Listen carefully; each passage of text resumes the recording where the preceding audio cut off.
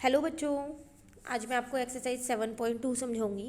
तो chapter number 7 का नाम हमने किया था HCF एंड LCM किया था ना, जिसमें हमने 7.1 HCF वाली पूरी कर ली। तो आज हम LCM वाली करेंगे।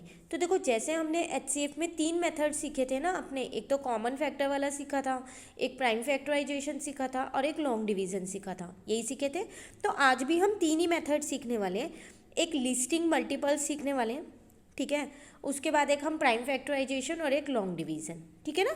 चलिए, 3 क्वेश्चन 3 मेथड शुरू करते हैं। क्वेश्चन नंबर 1 हमको क्या कहता है, find the LCM of the following numbers by listing multiples. आपको क्या करना है, मल्टीपल्स लिख के उनका एलसीएम निकालना है। मल्टीपल्स का मतलब क्या होता है, देखो मल्टीपल्स मतलब होता है उसकी टेबल लिखना। अब फैक्टर्स का मतलब क्या था कि वो किस किस की टेबल में आता है नंबर, ठीक है। जैसे कि अब आप देखो, यहाँ पर फर्स्ट पार्ट में आपसे कह रहे हैं 6 एंड 8, तो आप क्या करो, 6 और 8 की यहाँ पर टेबल लिख लो। देखो मैंने यहाँ लिख रखी है। टेबल लिखने के बाद जो दोनों की टेबल में कॉमन नंबर्स हैं, जैसे कि आप देख रहे हो मैंने यहाँ पर किस किस को, एक 24 को और एक 48 को सर्कल लगा रखा है। क्यों? क्योंकि वो दोनों की टेबल में आते हैं, है ना। अब वो मैंने यहाँ लिख दिया कॉमन मल्टीपल्स। अब इनमें से जो छोटा है, एलसीएम का मतलब होता है लीस्ट कॉमन मल्टीपल, लीस्ट। तो सबसे छोटा जो उनसा है तो कौन सा है, 24 और 48 में छोटा 24, तो वो मेरा एलसीएम आ गया, ठीक है ना। तो टेबल इसके लिए आपको याद होनी चाहिए, ठीक है। अगर आप सेकेंड पार्ट इसका देखो तो 16 एंड 20 है, तो मैंने पहले 16 की टेबल लिख दी, फिर 20 की टेबल लिख दी 10 तक, ठीक है। अब मैंने इनमें देखा तो मेरे दो कॉमन आ रहे थे, 80 और 160। मैंने दोनों पे ही सर्कल लगा दिया, 80 और 160। इनमें से सबसे छोटा कौन सा है, 80, तो मेरा 80 के आगे यहाँ पर एलसीएम आ गया, ठीक है। चलिए देखते हैं एक और पार्ट। अब आप यहाँ देखो ई पार्ट, इसमें ना 3 नंबर थे, 18, 22 और 30। तो देखो मैंने ना यहाँ पर 18 की टेबल लिखी पहले, ये रही, 22 की लिखी और 30 की लिखी। लेकिन ना टेबल लिखने के बाद 10 तक जब मैंने टेबल दोनों की लिख ली, तीनों की, तो मुझे एक भी नंबर इसमें कॉमन नहीं दिख रहा है। मतलब ऐसा कोई भी नंबर नहीं है जो तीनों की ही टेबल में आ रहा है। तो इसका मतलब इस टेबल को आगे बढ़ाना पड़ेगा, और आगे भी ये बहुत आगे तक बढ़ेगी तभी जाके कॉमन आएगा, ठीक है। तो मैं आपको ये 3 वाला करवा नहीं रही हूँ, आपको जो ये वाला ई पार्ट है ये करना नहीं है कॉपी में। लेकिन हाँ, मैं आपको समझा ज़रूर देती हूँ कि अगर आपके पास ऐसे 3 नंबर आए कि एलसीएम निकालो 3 नंबर का, तो आप क्या करो, तीनों की टेबल लिख दो। अगर उन तीनों में कॉमन आ रहा है तो बहुत अच्छी बात है, जैसे हमने ऊपर के पार्ट्स किए आप वैसे ही कर देना। लेकिन इन केस उनमें कॉमन नहीं आ रहा है तो आप क्या करना है, इन टेबल को आगे एक्सटेंड करना। एक्सटेंड कैसे करेंगे, जैसे 180 है, 180 के बाद 18 प्लस कर करके आप यहाँ पर 18 की टेबल लिखते रहो। ऐसी 22 है तो अब 220 में 22 प्लस कर करके हर बार 22 की टेबल आगे बढ़ाते रहो। ऐसी 30 की में 300 आ गया लास्ट, अब 30 प्लस कर करके लिखते रहो। और ये आप कब तक बढ़ाओगे, जब तक आपको कोई कॉमन मल्टीपल मिल ना जाए, ठीक है। तो ये मैंने आपको सिर्फ समझा दिया है ताकि इन केस फ्यूचर में आप कभी एचसीएफ और एलसीएम करो तो आपको 3 वाले भी आने चाहिए। फिलहाल के लिए मैं यहाँ पर आपको ये वाला पार्ट कट करवा रही हूँ, तो इसलिए मैंने आपको यहाँ लिख के दिखा दिया है, ठीक है। पर आप इसको कॉपी में मत कीजिएगा, ठीक है ना। तो अब आपको पता चल गया कि अगर हमारे को मल्टीपल्स वाला करना हो तो कैसे करना है। तो देखो क्वेश्चन नंबर 1 में आप ये लास्ट के दोनों पार्ट काट दीजिएगा, बस ये 4 पार्ट्स ही कर लीजिएगा, ठीक है। चलिए अब आते हैं क्वेश्चन नंबर 2 पे। हमसे कह रहा है find the LCM of the following number by prime factorization. तो प्राइम फैक्टराइजेशन तो हमने पीछे भी किया था एचसीएफ वाले केस में, तो यहाँ भी सेम वही करना है। देखो 24 और 36 के प्राइम फैक्टराइजेशन से मैंने यहाँ पर निकाले, ये रहे 24 के फैक्टर 36 के, ठीक है। अब ये दोनों मैंने यहाँ लिख लिए। अब एचसीएफ में हम क्या करते थे, जो कॉमन होता था ना वो लिख देते थे, हाईएस्ट वाला, यही करते थे। लेकिन यहाँ आप देखो कैसे करोगे, आपने जो कॉमन वाले हैं उन्हें तो सर्कल लगा लिया, अब वो यहाँ लिख दिए कॉमन मल्टीपल्स 2 2 3 3। आपको पता है ना 2 का एक पेयर लिखा जाता है सर्कल वालों में, जैसे इन दोनों 2 का एक 2, इन दोनों 2 का एक 2 और इन दोनों 3 का एक 3 लिख दिया। तो वो तो ये रहे मेरे 2 2 3। लेकिन एलसीएम में पता है क्या होता है, जो कॉमन नहीं है, मतलब कि जिन पे सर्कल नहीं लगा हुआ, जैसे कि एक 2 पे नहीं लगा हुआ था और एक 3 पे नहीं लगा हुआ था, तो ये और 2 और 3 भी आप यहाँ पर लिखोगे साथ में, और फिर मल्टीप्लाई करके आपका एलसीएम आ जाएगा। समझ में आया मैं आपको क्या कहना चाह रही हूँ यहाँ पर। तो यहाँ पर आपको कॉमन मल्टीपल्स तो लिखने ही लिखने हैं, लेकिन उसके साथ जो अनकॉमन मल्टीपल्स हैं, मतलब कि जो कॉमन नहीं है, वो भी आपको लिखने हैं। तो कॉमन मल्टीपल्स तो आप एक बार लिखोगे, 2 2 के पेयर का एक लिखोगे, जैसे इन दोनों 2 का आपने एक 2 लिख दिया, इन दोनों 2 का एक 2 लिख दिया, इन दोनों 3 का एक 3 लिख दिया। वो तो आप लिखोगे ही लिखोगे, लेकिन उसके साथ जो बच गया है, जिन पे आपने सर्कल नहीं लगाया है, वो भी आप लिखोगे और उसके बाद सबको मल्टीप्लाई कर दोगे तो आपका एलसीएम आ जाएगा। ठीक है, चलिए एक पार्ट में और समझाती हूँ। 42 और 56 मैंने यहाँ लिया। पहले मैंने वही दोनों के जैसे हमने पीछे एचसीएफ में निकाले थे फैक्टर्स को यहाँ पर निकाल लिया। ठीक है, अब मैंने यहाँ पर क्या किया, देखो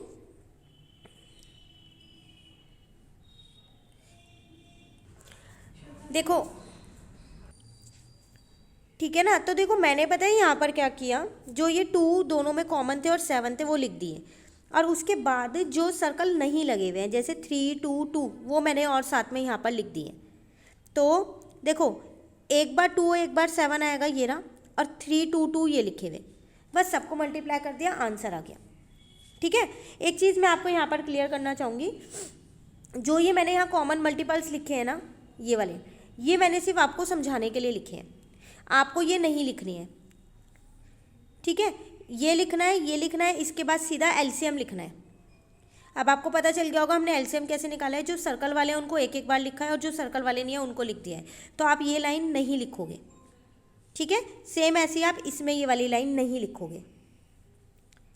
ठीक है, उसके बाद 3 वाला वो भी सेम यही है, 12 16 और 20। तो आप यहाँ पर क्या करोगे, 12 16 और 20 के पहले ये फैक्टर्स निकाल लोगे आप। ठीक है, उसके बाद जो कॉमन है तीनों में उनको सर्कल लगा लिया। आप देखो इन तीनों में ये कॉमन है, इन तीनों में ये कॉमन है, तो इन तीनों 2 की जगह एक 2 ये रहा, और इन तीनों 2 की जगह एक 2 ये रहा। ठीक है, उसके बाद 2 बार 2 बचा, एक बार 3 एक बार 5, वो मैंने यहाँ लिख दिया। अब आप देख लो मैंने यहाँ कॉमन मल्टीपल्स नहीं लिखा है, तो वो आपको नहीं लिखना है, मैंने सिर्फ आपको समझाने के लिए लिखा है वो। ठीक है, अब एक चीज़ और यहाँ पर मैं आपको बताना चाहूँगी, ये तो 3 वाले जो होते हैं ना, अगर इनमें किन्हीं 2 में भी कॉमन आए, जैसे कि मान लो जो ये 12 था 2 × 2 × 3 था, यही था, और जो 16 और 18 था ना आप पे, अच्छा 16 और 20 था, एक मिनट को, 2 × 2 × 3 16 और 20, तो 2 × 2 × 2 × 2 था, और यहाँ पर था 2 × 2 × 5 था। तो ये वाले आपने तीनों एक पेयर बना दिया और इन तीनों का आपने एक पेयर बना दिया। अब मान लो कि यहाँ पर एक 2 और लिखा है, तो वो 2 इसमें और इसमें तो कॉमन आ रहा है, लेकिन 20 वाले में कॉमन नहीं आ रहा, कोई बात नहीं, नहीं आ रहा तो इसका भी आप एक पेयर बनाओगे। तो लिखोगे कैसे, 2 × 2, इन दोनों की जगह एक एक 2, और जो ये सर्कल वाले इन दोनों 2 की जगह एक 2। अब आप पे एक 3 बचा अकेला, एक 2 बचा और एक 5 बचा। तो 3 वाले में एलसीएम के केस में क्या होता है, अगर किसी 2 में भी कॉमन आ रहा होता है ना, तो हम वो भी ले लेते हैं कॉमन। हर बार ये नहीं देखते कि 3 में ही आना चाहिए। ठीक है, तो यहाँ पर ये ई पार्ट में था नहीं, ई पार्ट में तो 2 के ही थे, बाकी था नहीं, होता तो मैं आपको बता देती, इसलिए मैंने आपको एक एग्जाम्पल देके बता दिया है। ठीक है ना, चलिए आगे देखते हैं। अब क्वेश्चन 3 आ गया, लास्ट क्वेश्चन, ये बहुत आसान है। इसमें आपसे क्या कह रहा है, एलसीएम निकालना है डिवीजन मेथड से। देखो यहाँ लॉन्ग डिवीजन नहीं लिखा, लॉन्ग डिवीजन सिर्फ एचसीएफ में चलता है, एलसीएम में नहीं होता है। ठीक है, तो अब हम इसको करेंगे कैसे, तो 2-3 पार्ट किए मैंने, यहीं पर दिखा देती हूँ आपको। ये रहा 132 एंड 270 है। तो अब आप इसके जब फैक्टर्स निकालोगे ना, ऐसे अलग अलग करके नहीं निकालोगे, ये प्राइम फैक्टराइजेशन है। लॉन्ग डिवीजन क्या कहता है, दोनों एक साथ निकालोगे, एक साथ लिख दिए। अब देखो 2 की टेबल में ये दोनों ही नंबर आने हैं, इसके लिए आपको डिविजिबिलिटी रूल पता होना चाहिए। मैं आपको बार बार बोलती हूँ डिविजिबिलिटी रूल्स बहुत इंपॉर्टेंट है। ठीक है, तो 132 2 की टेबल में 66 पे आता है और 270 135 पे आता है। अब देखो 66 आता अभी भी 2 की टेबल में है और 135 नहीं आता, तो मैंने पहले 3 से कर दिया, आप 2 से भी कर सकते हो, ऐसा कुछ नहीं है। तो मैंने 3 से 66 को किया तो 22 आया, और 3 से 135 को किया तो 45 आया, क्योंकि दोनों ही 3 की टेबल में आते थे। फिर मैंने 2 से 22 को किया 11 आया, लेकिन 2 की टेबल में 45 तो आता ही नहीं है। कोई बात नहीं आता, तो अब आप इस 45 को ऐसे ही लिख दोगे। फिर 11 की टेबल में 11 आता है 1 पे, लेकिन 45 नहीं आता, तो कोई बात नहीं, 45 ऐसे ही लिख दो।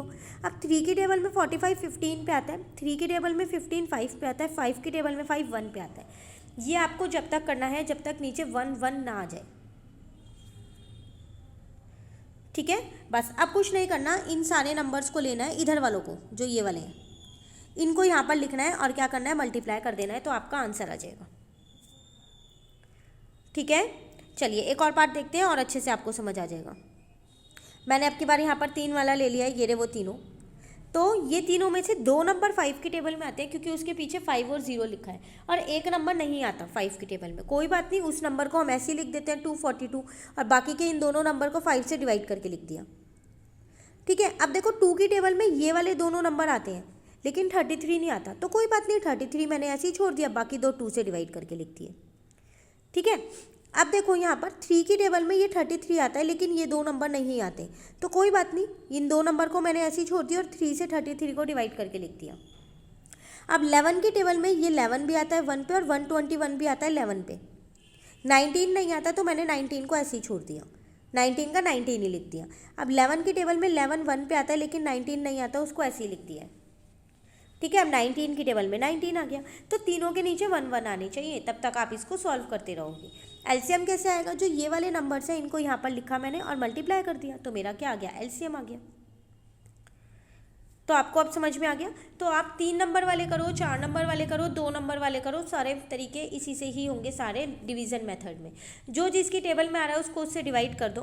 ठीक है, और नहीं आ रहा तो दूसरा नंबर ऐसे ही लिख दो। याद रखिएगा छोटे नंबर से शुरू करना। अगर आपको 81 दे रखा है तो आप सोचोगे ये तो 9 की टेबल में आता है, नहीं ये 3 की टेबल में भी आता है, तो पहले आप इसको 3 से करोगे।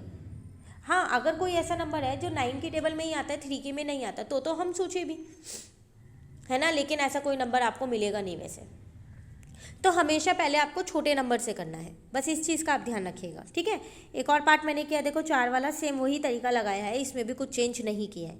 जो जिसकी टेबल से आ रहा था मैंने उसको लिख दिया कट करके, और बाकियों को ऐसे ही नीचे उतारती चली गई, एक एक करके सबके नीचे लास्ट में मैं 1 1 1 ले आई, और मेरा यहाँ पर एलसीएम आ गया इन सबको मल्टीप्लाई करके।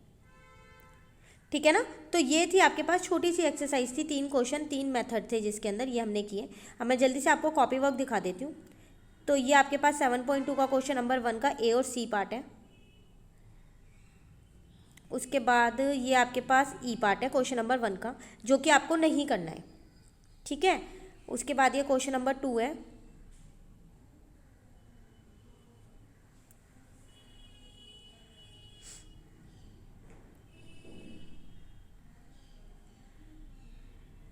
ठीक है ना, फिर ये आपके पास क्वेश्चन नंबर 3 है।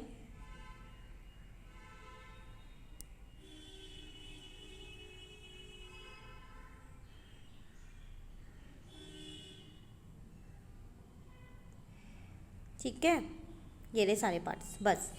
तो ये चैप्टर हमारा कंप्लीट हो गया। अब हम नेक्स्ट क्लास में अपना नेक्स्ट चैप्टर शुरू करेंगे। ठीक है, थैंक यू।